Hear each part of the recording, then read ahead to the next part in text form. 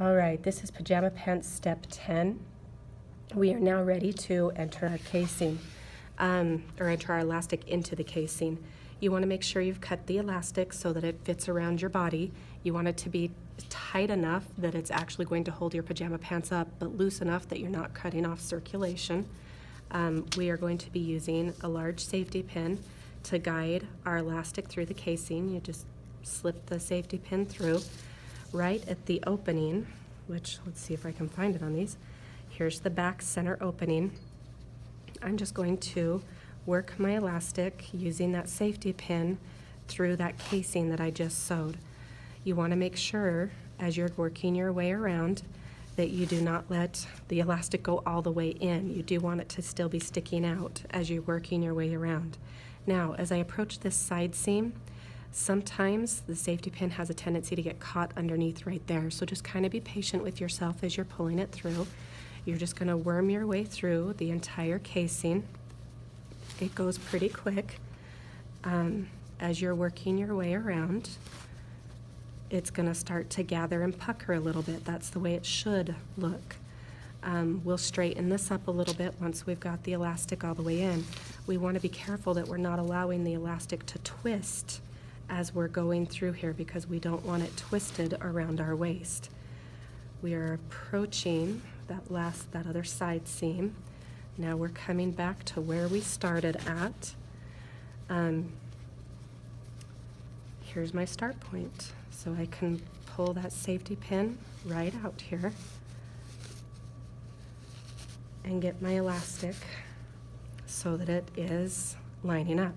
Now, I do want to just kind of make sure really quick, hold on to your elastic so that you're not pulling it all the way through, and just make sure that it's not twisted before we do this next step.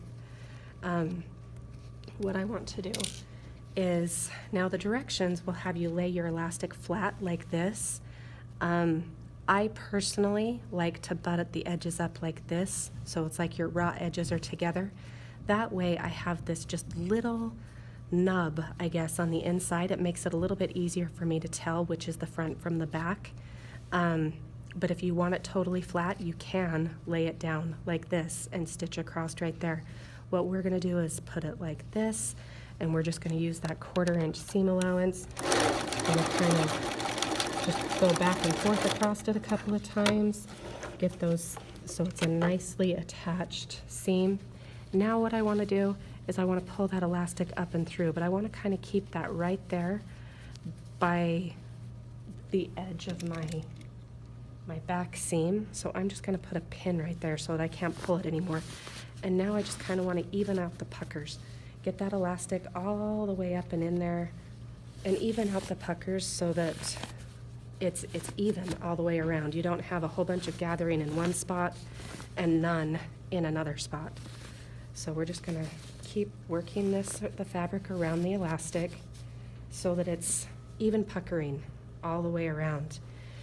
Now you've got a couple of things to do. I can tell that that's my back. I could sew that shut right there. I don't think I'm going to, though. I think what I want to do is just do a little zigzag right across the seam right there. And I want to actually see this. Sometimes people call this stitching in the ditch, where you would just stitch right up the seam doing a straight stitch right there. But I want there to be a little bit of zigzag that I can see.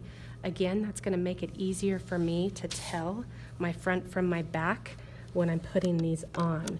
So I'm just going to make an adjustment on my machine. I'm going to lengthen my stitch length to a 5, or stitch width to a 5. My stitch length I'm going to take down to a 1, and then I'm just going to just do a zigzag right here across my elastic. When I get down to my about 1.5 inch mark, I'm going to just go back. Just take it right back up to the top.